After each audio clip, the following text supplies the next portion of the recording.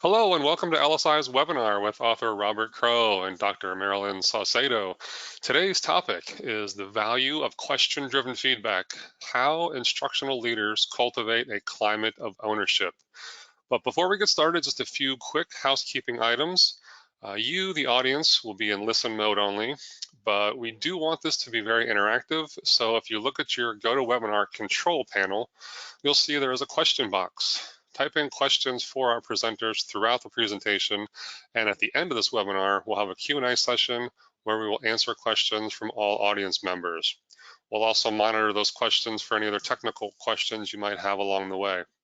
We are recording this webinar and we'll follow up with an email once the recording is made available online, so you can go back, review all the information that's covered today and share it with your colleagues. And with that, I'd like to turn it over to our presenters, Robert Crowe, co-author of the book Developing Instructional Leadership and co-founder of the Elevated Achievement Group, and Dr. Marilyn Saucedo, a leadership-oriented professional educator with more than 15 years experience as a classroom teacher and more than 16 years as a school site and district administrator. Marilyn also is a member of the Elevated Achievement Group team. Bob and Marilyn. Thank you so much. Hello, everyone. My name is Robert Crowe, and I am one of the co-authors of Developing Instructional Leadership, along with my business partner, Jane Kennedy. We presented an overview of the book back in February, and if you would like to see that presentation, you can just go to our Elevated Achievement Group website, and you'll be able to download that, and I'll show you how to do that at the end of this session. Today, we're going to dig a little deeper into the observation feedback scenario of an administrator with a teacher and really talk about the value of question-driven feedback. One of the things I'd like to point out to you is if you look at your sidebar, you will see there is a handout. You do not need the handout during the presentation. If you would like it and you're like me, you want to print it out because you're going to take a bunch of notes on it. Either way you want to do it, I just want to make sure you know you do have a handout. There's going to be some questions and things you're going to want to take notes on and use, and we're going to give you that within the handout. Leslie? So today I will do, could you go back one, please? So today, you're going to see both myself and Marilyn. I will be doing kind of the introduction at the beginning, and then what's going to be fun is we're going to actually have a chance to see Marilyn as a teacher instructing preschool students and having a conversation around what does question-driven feedback look like. If you turn to the next page, you're going to see that this is what today's session write-up was. There is something in this write-up that caused you to want to attend this presentation. Think about what it is and just make sure that throughout this presentation, I answer that question. Marilyn and I have a chance to share information regarding it. If you don't feel you've received an answer, I want you to ask one of the questions on the side, and we'll make sure that we answer your questions by the end of our chunk of time with you guys. We're really looking at what is question-driven feedback. We're looking at why do you want to build metacognition with the teacher, and we want to make sure we share with you what are some examples of feedback. We're going to be looking at the lesson level. And we know at every lesson, next please, that when you're looking at what's in a lesson, we know that every teacher needs to lay out what is the learning context, the outcome, the process they're going to use, the demonstration, and the learning application. The same is true for any presentation. So I want to be clear with you guys, why are you sitting here? So that's the context. And the context is the power of instructional leadership is to support teachers to make the most effective and efficient decisions regarding curriculum instruction assessment and classroom climate. So the context we're looking at is how do teachers make decisions? How do we help them make stronger decisions? How do we help them utilize their very limited time with our kids? We do know that teachers carry the bulk of the responsibility of elevating our students' achievement. So we want to make sure as administrators, how do we use the actions of instructional leadership to support them as they're making these decisions. The outcome for this 45 minutes to an hour is we're going to review the research and clarify the components of question-driven feedback. And we're going to do that by the learning process. So we're going to define instructional leadership. We're going to clarify the role of both the teacher and the administrator. We're going to analyze question-driven feedback as a vehicle for school improvement. And we're going to observe a question-driven feedback in action. So you're going to have a chance to actually see me talking to the teacher, and the teacher today is going to be Marilyn, and have a conversation about the lesson that all of us are going to observe together. The demonstration that you will be able to do by the end of this hour is you're going to be able to reflect upon your abilities to implement question-driven feedback. So you're just really thinking about, do you do this? How do you do this? What is your role as an administrator? Where are your strengths? Where might you want to push yourself and challenge yourself? We're going to ask you then, and this is the learning application, practice this with your teachers. Find one of your strongest, most open-minded teachers and practice having a question-driven conversation after an observation. So as we're moving along, one of the things you want to think about is clearly, what is instructional leadership? And what we're really looking at first and foremost is your role is to support teachers as they make decisions. And instructional leadership and the actions we're talking about in our book tell you exactly what are the things you need to be doing to ensure that you do that. If you look at the little circle, you'll see that students are in the middle and they're surrounded by the teachers, because we do understand that the teachers have the greatest impact on student achievement. We can never, ever forget that. The stronger the impact is really based on the stronger of the decisions that they're making. So we really want to look at, how do teachers make decisions, and how do we support them as they're making these decisions? Our role as an administrator is to support the teachers. So even though our job is to ensure that students are learning to the highest level, we do that by really focusing on our teachers. So just in the school, let's kind of review what is the role of a teacher and what is the role of an administrator. The basic role of a teacher, go back please.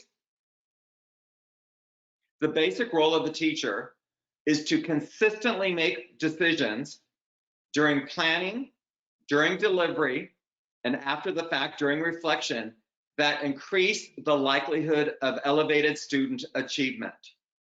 The role of the teacher is to make the most effective and efficient decisions possible around curriculum, instruction, assessment, and climate.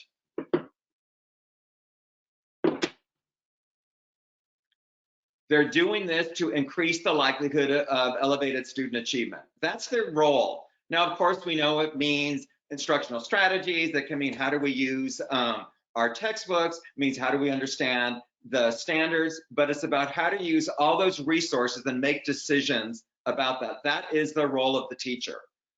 I've worked with some teachers who didn't necessarily know that their role was decision making, mainly because they felt they were working with an administrator who was telling them what to do versus asking them how to do their job. The role of the administrator to consistently support the teacher as decision maker. We know if administrators tell a teacher, do this, the likelihood of that happening is the exact same as a teacher telling a student, do this, and the kids automatically do it perfectly. What we're really looking at is the teacher needs to understand their job is to make the strongest decisions possible, and the administrator's job is to support them in that metacognition. That's what it is at a school site. But we're talking very specifically now about the observation feedback process. So what is the role of a teacher during observation feedback? The teacher must own the process, the feedback process, by being able to explain, clarify, and reflect on the decisions they're making or they made. So the role of the teacher is to be able to explain why they did what they did during what you observed. They should be able to tell you why they decided to focus on that skill, focus on that learning. They should be able to tell you how they explained it to the kids. They should be able to explain to you why they decided that was going to be the best instructional strategy. They should be owning this process by explaining, clarifying, and reflecting. You can have the conversation before you go into the class. You can have this conversation as they're planning a lesson, as you're supporting them to plan a lesson. You can have this conversation after you observe it. You can have this conversation after a couple observations. But the issue is your role as the principal. So move ahead, please. Is to support and build metacognition around their decisions. So the only way a teacher is going to be able to explain, clarify, and reflect on their decisions is for you to support them to build metacognition, meaning how they are making these decisions, why they are making them, and the impact these changes are having on student learning. Your role is to help them think about the decisions they're making. And you're going to do that by asking them questions. You're going to ask them, how did you make that decision? Why did you make that decision? What impact do you think your decision had on your students' learning? And you're not only asking questions about things that you saw possibly were issues or challenges. You're also asking all the questions regarding everything that was amazing and went super well. You need your teachers to understand exactly the decisions they're making and the impact they have on student learning. Just one sec. Okay. So now we're kind of clear on what is the role and responsibility of a teacher and an administrator. How are we going to do that? We're going to do that through a question-driven feedback process. You know that the most effective way, the most effective method to support stronger teacher decision-making is through a question-driven process. You're not just going to make statements. A lot of times, just like teachers in classrooms, we feel we don't have enough time, so we're just going to make statements about, here's what we saw that was really good, here's what you need to do better next time, and we leave. That's not what we're talking about. Remember, the task of the administrator is to get the teacher thinking, to offer the teacher a safe space to think about what they're doing, to ensure the teacher feels comfortable, even if they have to say, you know, Bob, I don't know why I did that. That is an opening for a strong conversation. That means telling or asking closed questions saves people from having to think. Make sure you're asking open-ended questions, not yes or no questions. You want to find out, your task is to find out, how does the teacher decide to do their job? We are handing the professional decision-making back to teachers. We need to find out, how do they decide and how are they going to implement the standards, the textbook, the skills, the content their students need to master. How did they decide to assess, when to assess, why to assess? How did they decide which instructional strategy? If I'm lecturing right now, why did I decide that? If I'm having kids work in a Socratic seminar, why did I decide that? What was that going to get me? My job as the administrator is to find out their thinking. I cannot make an assumption. I can't watch a teacher for an hour and read their mind. I have to ask questions about how did they make the decisions they made. One of the benefits of this book is it truly is a toolkit, and it is going to give you the questions to be thinking about at all different levels. We're going to be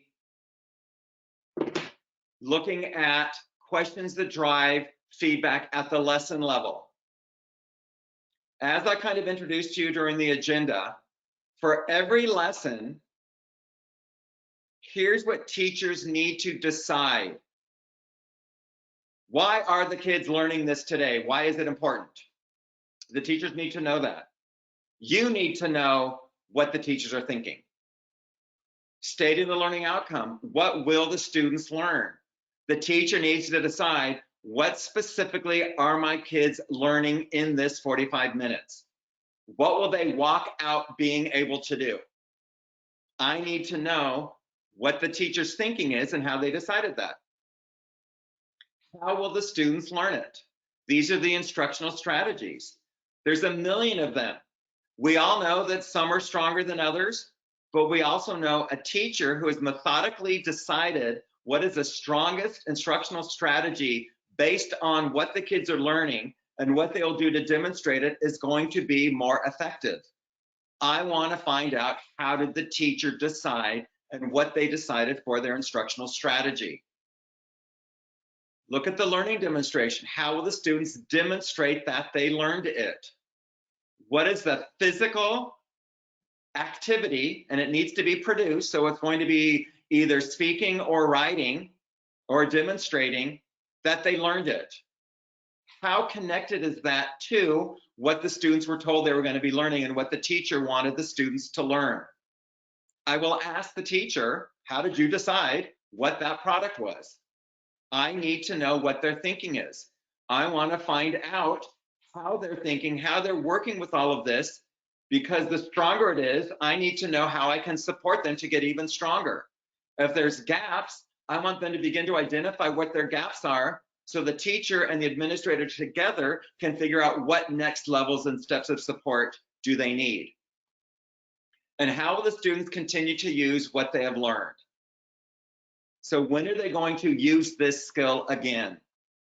So when I look at those 5 questions, why is the learning important? What will the students learn? How will the students learn it?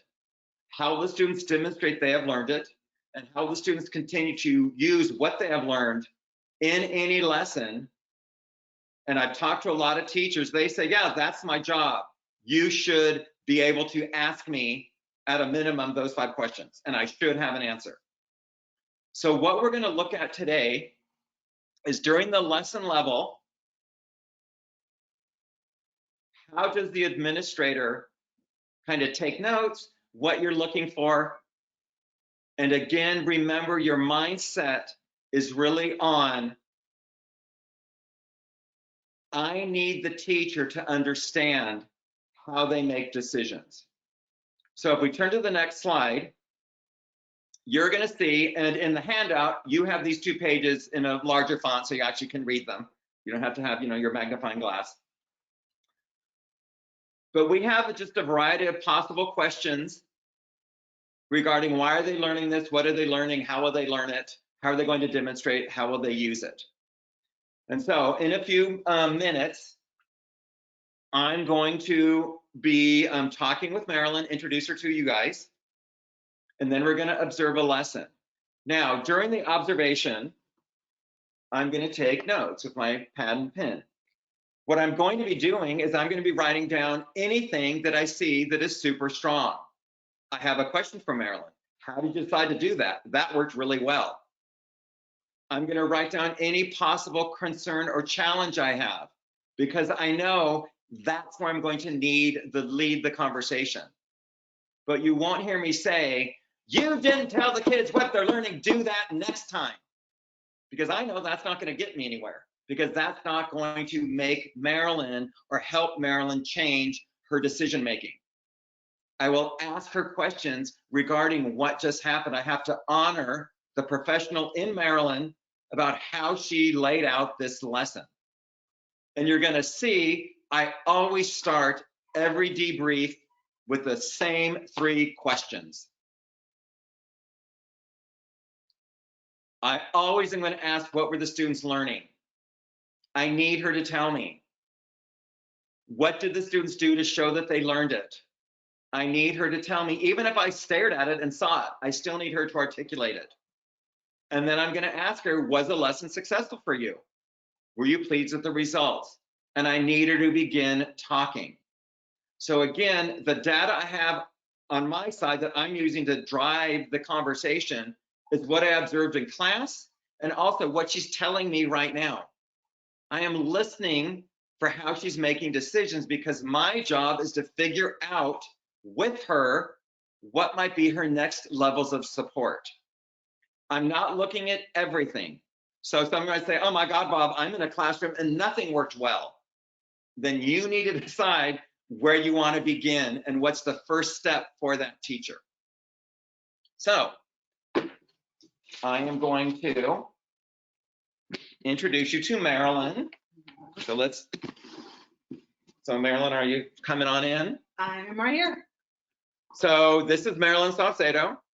And what you're going to see is a pre-K math lesson. Now, I want to let you know that it's a little false because it's during hybrid. When we film this, a lot of students were back in class. So Marilyn's working with one student. He's a 4-year-old, and she is going to be teaching him math. At this point, I want to let you know, I don't know anything about preschool, okay? That doesn't actually matter because my job is to find out what does she know about preschool. As I'm talking to her, if I get the impression that she's lost about what her job is around a 4-year-old, I'm thinking, how do I support her in that? The reason I'm telling you this is especially for secondary principals, sometimes you get very, very stressed out observing a content area that we did not teach. Bob, I never taught trigonometry. How do I observe a lesson? Because I'm actually not observing the trigonometry part. I'm observing the professional decision-making part. And my expectation is every question I ask, I expect the teacher to be able to answer me. So if I'm observing a trigonometry lesson and she says, I don't know why I'm doing that, I can't answer that. I'm thinking, ooh, that's a problem. I don't have the answer because I don't know trigonometry, but I know he needs the support. So I'm just kind of letting you know that. Now, before we go into the lesson, I want to make sure that you know Marilyn and I have had conversations. And Marilyn, you understand that the process is I'm going to observe the lesson. And then when we come back, I'm going to be asking you questions about how you make decisions. Correct. And you're ready for the fact that my first question is going to be, what were the kids learning? Right. Okay. What did Ray do, or the 4-year-old, I know his name is Ray, did to show learning? And then how did the lesson go for you? And I'm always going to start there because even though in my head, I'm going to be thinking, what are the strengths and what might be some of the gaps? I need her starting first because if any way, shape, or form the teacher introduces the gap, better. Because then you get to agree with them and you get to honor them and you get to help them together figure out what might be a stronger next step. Again, I am looking for everything that I thought went well, and I'm also looking for everything that I thought I have a question about, because what I'm trying to get at is how did Marilyn make decisions about how she planned, and it's a 3-minute lesson, so it's not long, how she planned this 3-minute lesson and how she delivered this 3-minute lesson. I'm trying to get into her thinking, and I can't make any assumptions. Okay, are we ready? Gonna have fun, Marilyn? Yeah. Let's go watch this lesson. Okay.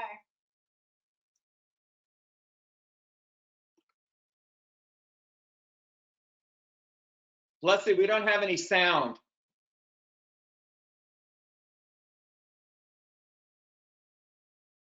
Sorry about that. Okay, let's try it again.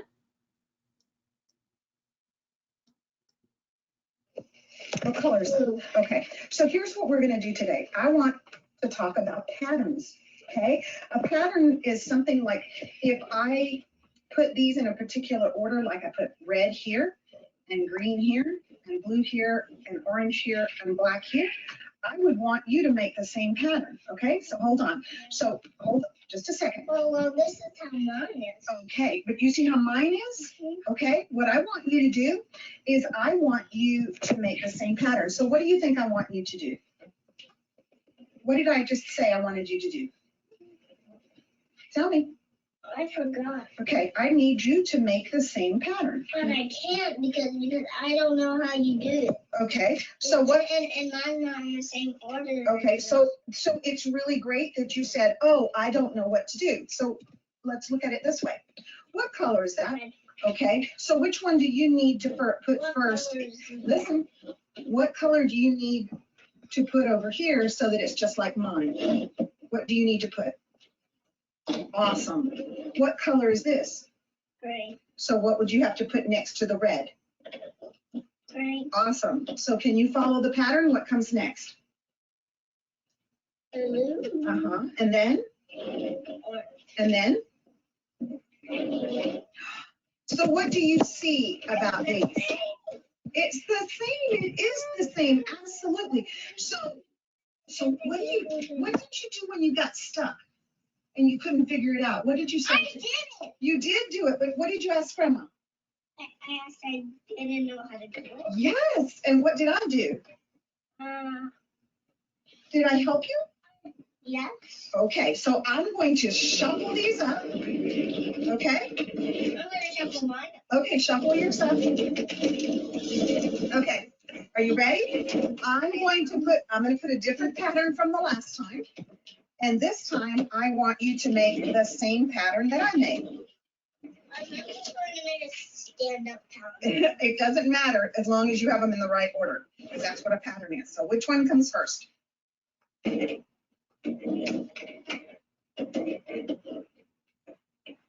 Why don't you lay them down? It might be easier. And then you can stand them up later. Okay. So which one did you put first? Which is what? This one. Yes. And which one needs to come next?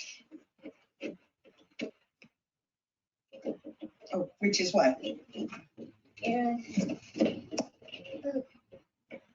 Blue. Is that blue?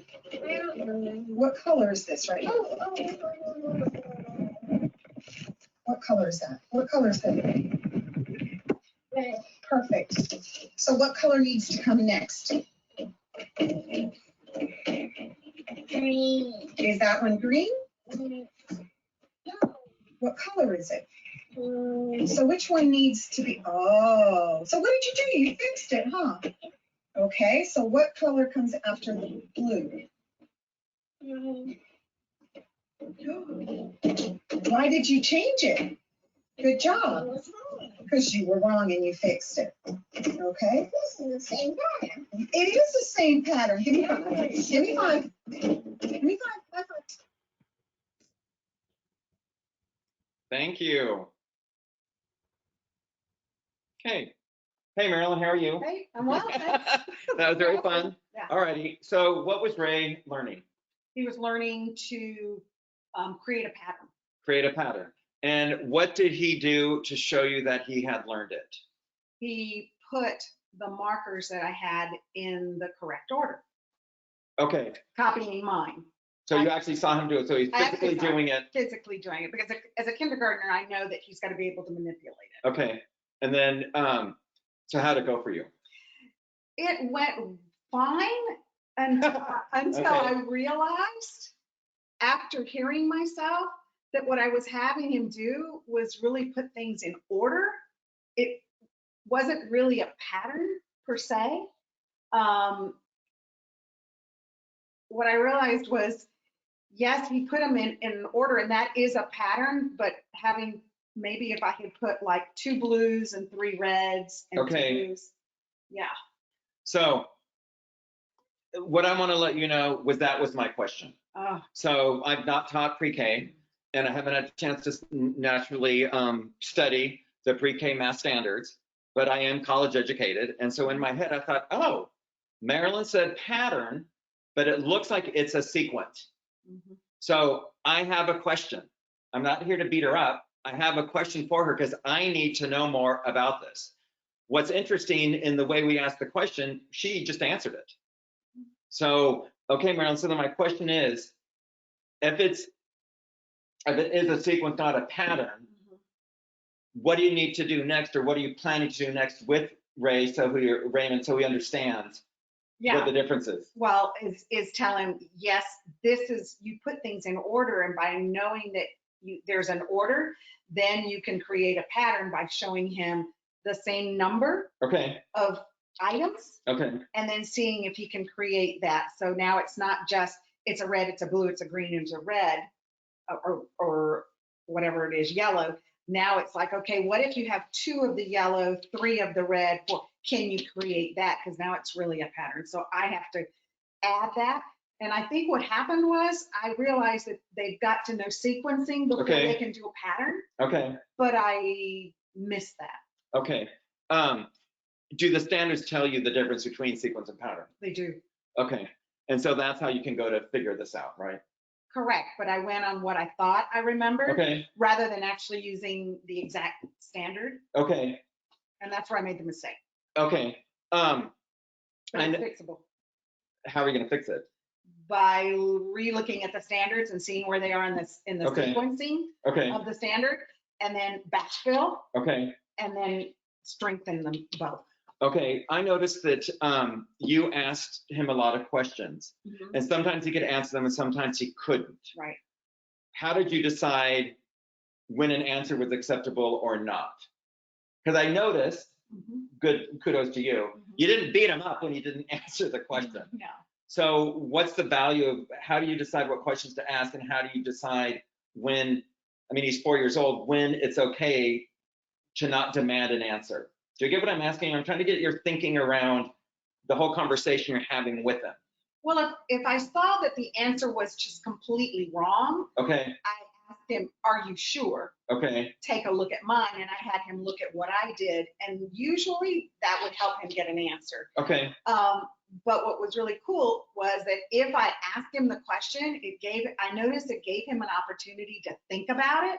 Sometimes he gave me answers really quickly okay, without really thinking, and that gave him an opportunity to look and go, oh, wait a minute. And that happened several times Okay. where he fixed it himself, and I could give him kudos for the fact that, hey, you were able to solve this problem on your own rather than me telling him. okay.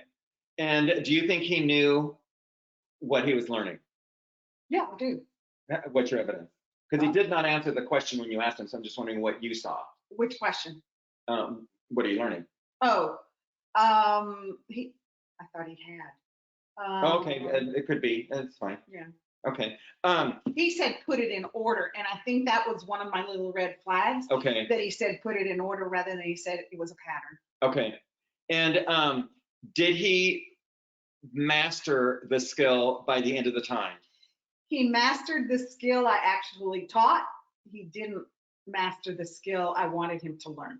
And master to me would mean that tomorrow he can do it without your help. Is he there, or is it still he's going to need No, practice? he's going to need practice. So again, what we're talking about is in the continuum of learning a skill, He's not at the mastery stage yet. but did you know that, and you knew that going in? Yes. So you knew where he had to end. Okay. You also asked a question that had nothing to do with the content, meaning in terms of about patterns or sequencing. You said, what do you do if you get stuck? Why did you ask that question?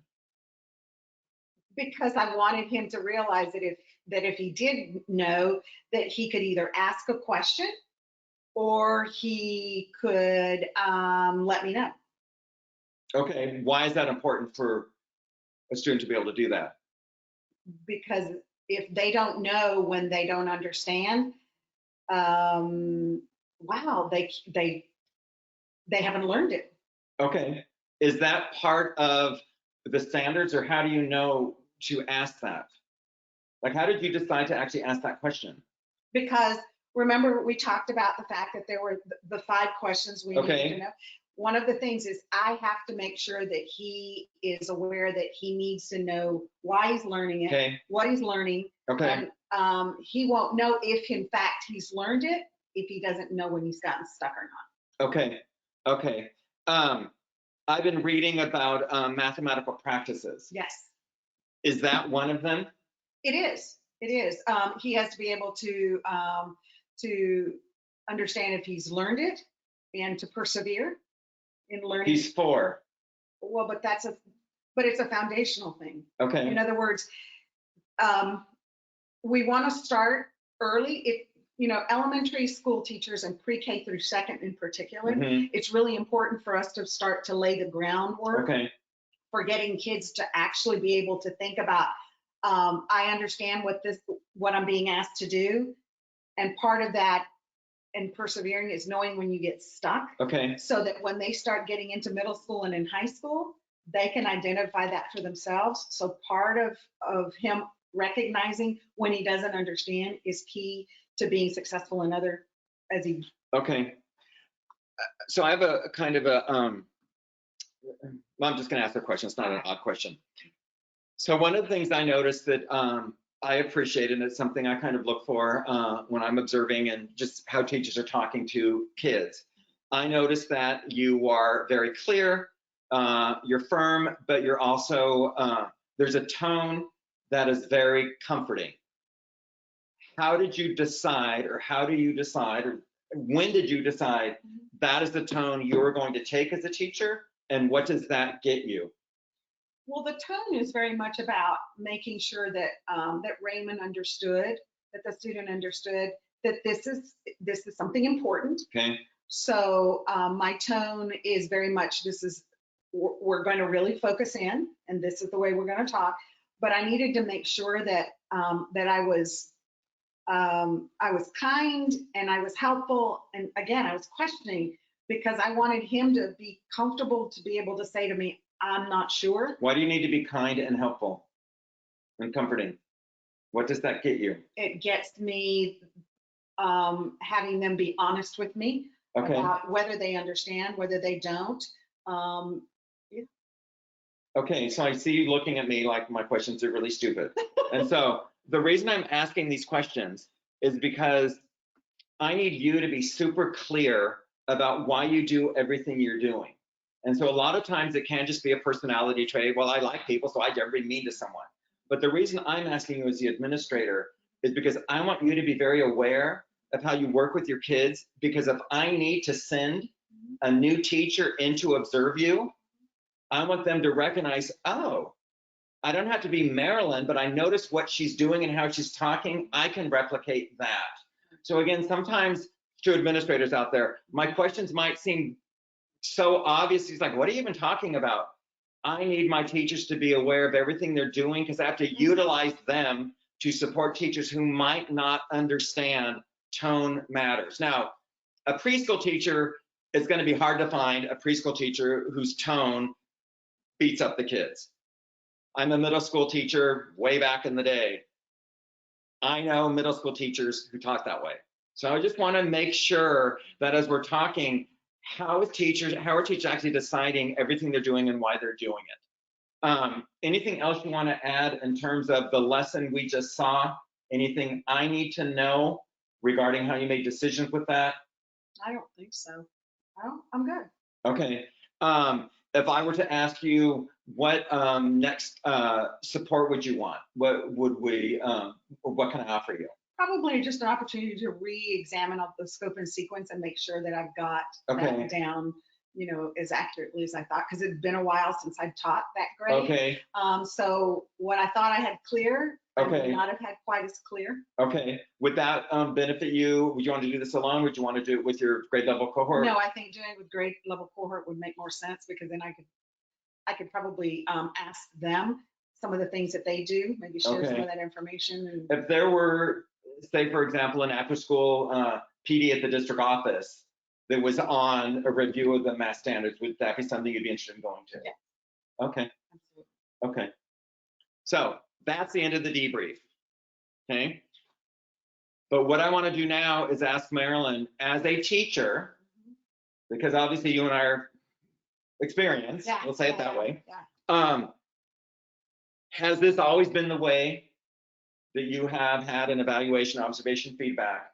And what's the difference between feedback question-driven versus feedback that, let's just call it, more statement-driven? No, I can tell you that it's not. As a matter of fact, I don't know that I've ever had that kind. What it does really is when you do the question driven feedback, Mhm. what it does is exactly what you've already talked about. Is it allowed me as a professional to really get to receive affirmation for the things that I do well. Okay. But and especially as a veteran teacher, That was really important because Okay. as a newbie, most of us just know that there are a lot we don't Okay. know. But I think sometimes our evaluative process and our observation process very much about check, check, check, check. Okay. And you get all this great. Go And on. as a teacher, how do you feel if someone says, wow, you got all the good checks? Do you care? It isn't, of course I care, but it doesn't, I mean, yeah, I want to know I You want to did. get your A plus? Absolutely. But what it doesn't do is it doesn't help me grow. Okay. It doesn't say, wow, Marilyn, you did this really well. Here's some missed opportunities.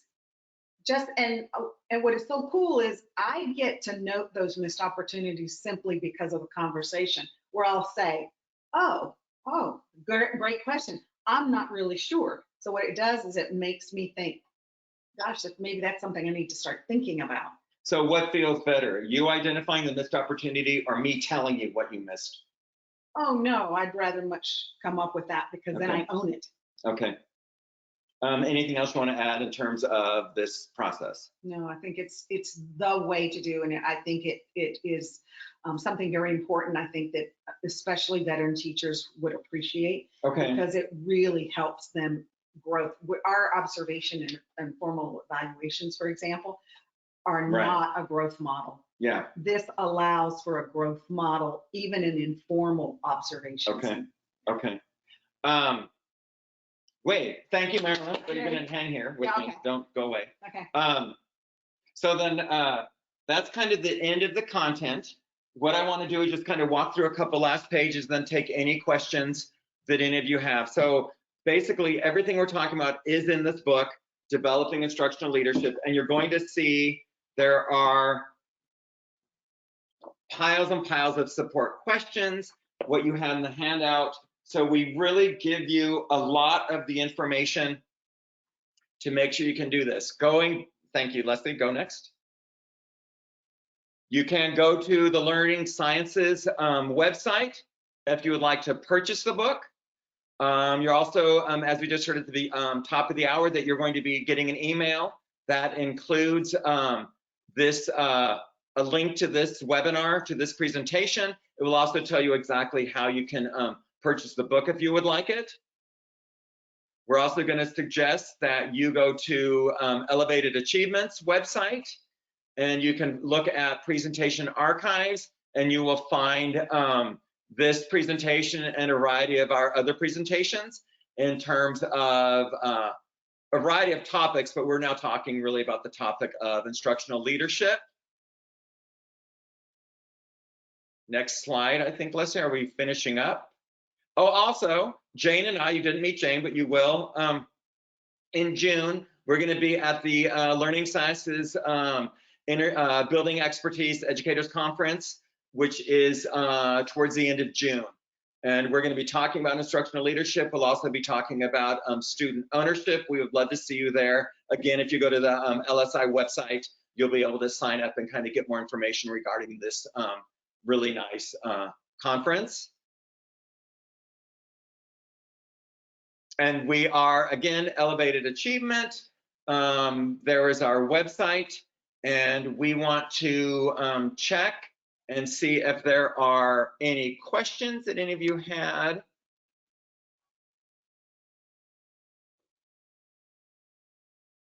Let's see.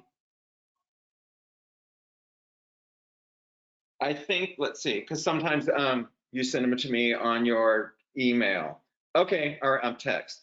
So one of the questions that Leslie got, she's the one who's behind the scenes, was really around the notion of what do you do if you have a teacher who really is struggling in almost all areas? And so that's not an anomaly, meaning it's not like, oh, I've never had that before, but it's also not something that's happening all the time. Again, as the administrator, you want to make sure you talk to the teacher before you go in for an observation, and that might help clarify some of the issues they might be having, getting them beginning to talk. If you're observing a lesson and everything feels like it's going wrong, you are going to have to figure out a couple of positive things to say, but you do not want to address every issue. You need to figure out what is the biggest issue or what is the issue that can be fixed first, as you're beginning to recognize, along with the teacher, that this is going to be a long-term solution, this observation, question-driven feedback, okay? And just like the conversation Marilyn and I were having, because it's called question-driven feedback, doesn't mean you're only asking questions. It will eventually turn into a conversation. And I know some of the strongest conversations I've had with teachers is when I've been asking questions, especially with new teachers, and they say, well, Bob, I don't know how to do that. Do you have an idea? Of course I have an idea. And of course I'm going to tell them. But the thing that's nice is they've asked for it. It wasn't me just spewing out, do this, do this, do this, do this. I don't see that we have any more questions. So it's been about kind of 45 minutes. Yay, that's enough. And thank you guys very, very much. Again, go to either website to get more information regarding the topic of question-driven feedback. Thank you very much. Bye. Thanks, Marilyn. Thanks.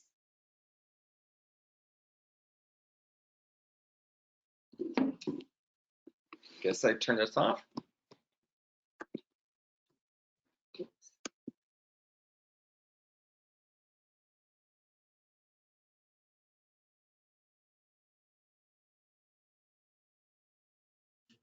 Eric, are you still there?